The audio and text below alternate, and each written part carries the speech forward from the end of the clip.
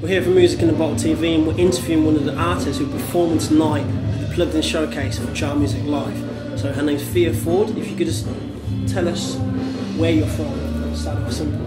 I'm actually from Cambridge, but I moved down to London in 2007. Okay. So I consider myself probably now from London. Oh, she's a Londoner now, so... Migrated. How long have you been singing for? Pretty much my whole life, but only since I really moved to London I've been working on my own stuff. Okay, cool. How would you describe your own stuff? Nowadays it's definitely all pop based, mainly rock pop, bit of funk stuff in there. I actually played a bit of a drum and bass influence number tonight. My original stuff was much more folky, but I'm writing with people from rock backgrounds now, so it just brings in that influence into the writing. Okay, cool. What kind of artist inspired you when you were young and you just wanted to start singing, and who inspires you now? God, so many different people. Just anybody I heard that had amazing like real music, so people from like Otis Redding to then Sheryl Crow and Alanis Morissette, yeah, and then through to even people like nowadays like Pink and Beyonce, anybody who's really top of their game, who's just like pushing fun music and moment music, just stuff that makes you want to have fun. So for the future of your career, where would you like to be? So 5-10 years from now, what's a great achievement for you? Earning a living from making my music and get out and playing to people. I don't have any crazy high ambitions at all. I just want to have fun. I just want to spread your music. Yeah, I've gone through phases of trying to really push the business side and you know, create the image and get it out there to all the different places. And you end up losing the fun of what you're doing the music for. So you're all about the love of the music rather than just big cars and big houses. Oh hell yeah! I just want to make enough to eat, and then I'll be happy. Okay, that's really nice. So when someone comes to watch you, what kind of feeling do you want to invoke from them? Just a massively involved feeling. So no matter what we're playing, whether we're playing something that draws out about, you know, like anger at the end of a relationship or sadness or just letting loose and having fun, we want to feel that in the crowd. So you know I mean, that's when your music's doing its job really. It's invoking that feeling inside somebody and communicating with them. So right now, out of all the songs you have, what's your favourite song that you've written? Right now for tonight, we're playing a song called We Got This, which we only finished writing on Friday. Oh, wow. So I'm like so psyched about playing that tonight. I think 'cause it's fresh and it's new and we're just like all pumped. So tell me about the song. Why do you like it? I know it's new, but what about it really made you want to write it? What's making you excited to perform it? Well, the song's about, I'm really sick of hearing about everybody saying, oh, you know, we can't do this because there's a recession and everything's on a downer. And I just think you should never feel that way. You should never feel confined by what's going on in the whole world, and because the papers tell you this is happening, you have to be this way.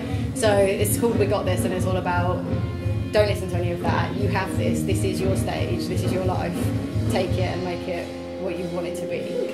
And this is the one with the kind of drum bassy influence. It's like it's got some crazy. So our drummer, if I'm in the crowd, you don't want me to just be swaying along to it. You want me to be jumping up and down. Yeah, definitely. And it's got like a real, almost like a military kind of feel about it. It's like, come on, man up, everybody. Yeah. That's really cool. Yeah, you're looking very fabulous. So, thank you. What kind of style do you like clothes-wise?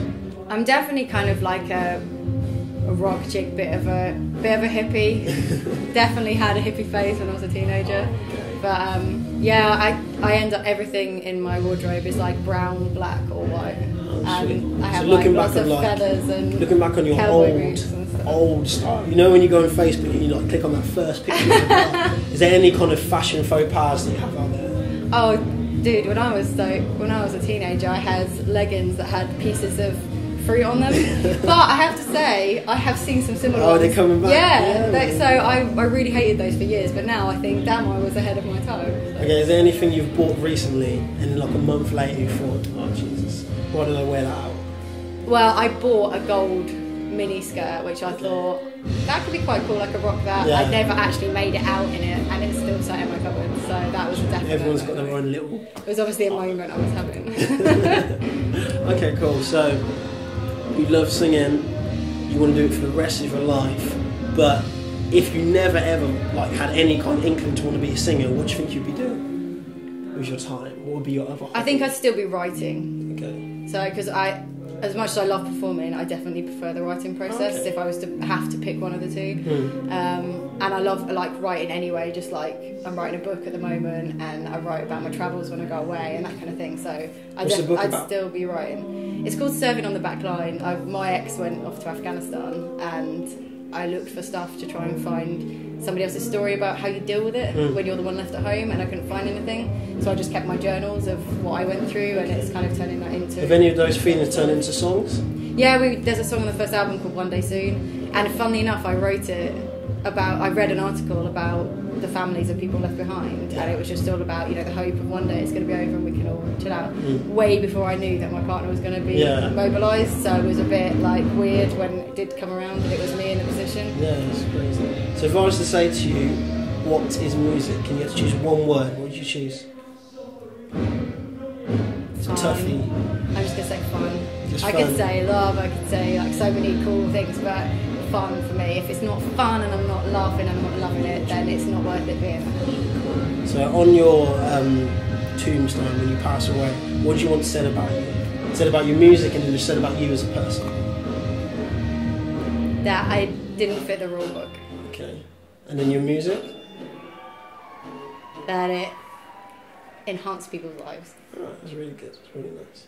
Okay, cool. Well, that was Thea Ford. She's going to be rocking the stage in probably like 10 minutes time. So stay tuned. I'm sorry to say, but that's the end of the show. But if you need another fix of great independent band, then go to jarmusiclive.com or go to Music in a Bottle TV on Facebook.